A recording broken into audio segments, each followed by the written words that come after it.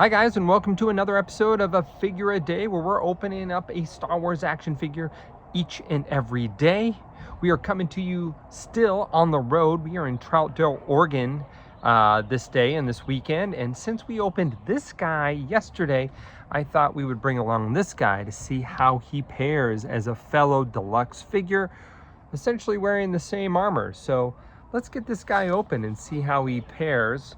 Now, this comes from the PFP, plastic-free packaging that Hasbro had for a few years there, where everything was without a plastic window and without a plastic bag.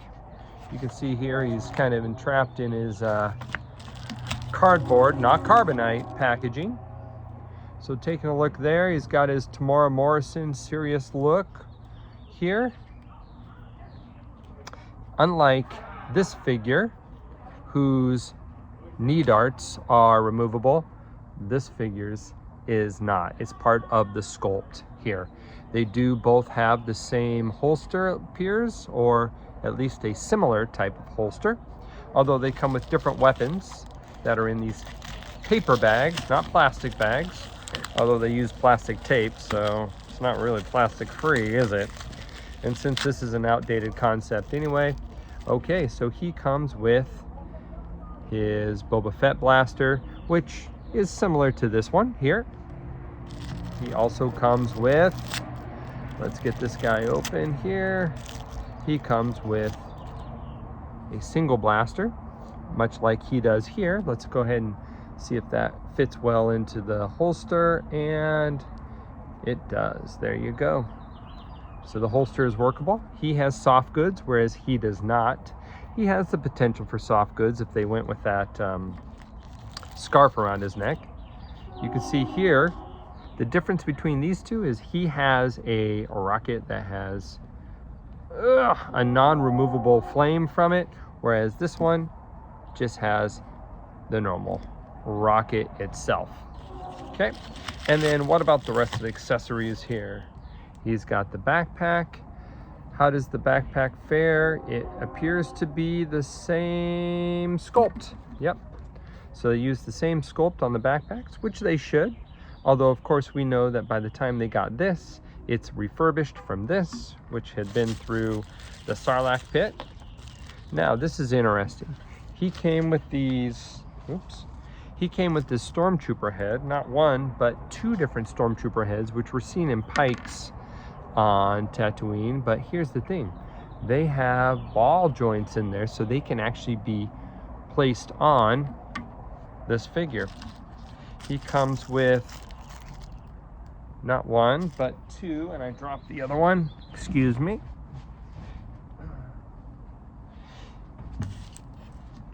He comes with two flames, just like Cobb Vanth, that go inside the jetpack here. So where's our jetpack? Here it is. And we have the flames that pop in, but they don't pop in great. The mushroom head on this is a little wider than the opening, so it takes a little work, but you can get them in there. Let's go. Ooh, there we go.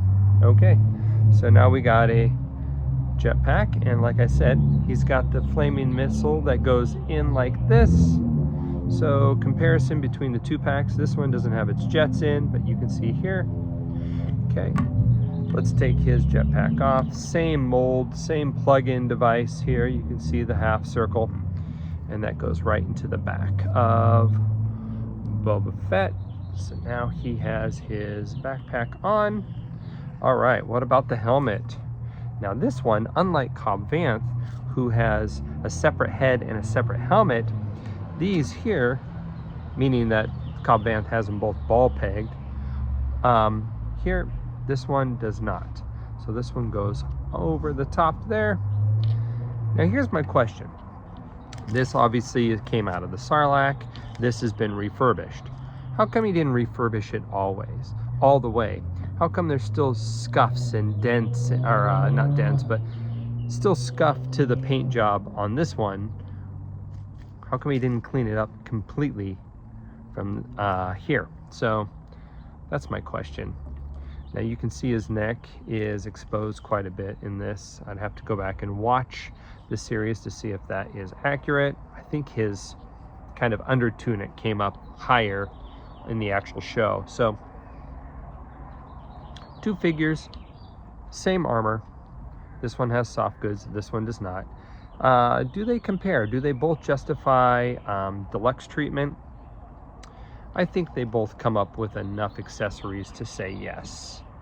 And again, we are judging this by modern day expectations, not traditional, decades long tradition of Star Wars action figures, because, this guy would be a normal figure 10, 15 years ago, but in this day and age, he constitutes a deluxe.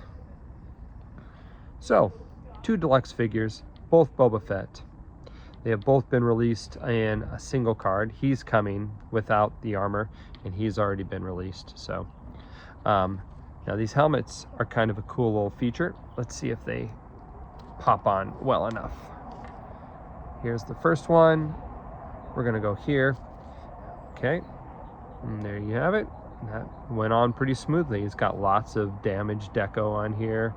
Broken, kind of looks like the death zombie type troopers that was in that old EU graphic or novel. And there's the other one. Nice big cracked and strained. So these are kind of fun to have, but what body do we put them on? We're getting the reissue of the Stormtrooper here. Before too long, we'll see if these pop on. That would be cool. But yeah, so here we are. 2 quote-unquote Boba Fetts. Some have more removable pieces than the other. But yeah, fun little pieces to look at. All different, using some same parts, but different in their own ways. Hopefully you guys like this review, and we'll see you again tomorrow for Mother's Day.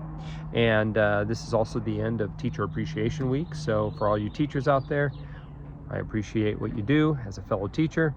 I can sympathize, empathize, and summer's almost here. Enjoy, guys. We'll see you tomorrow.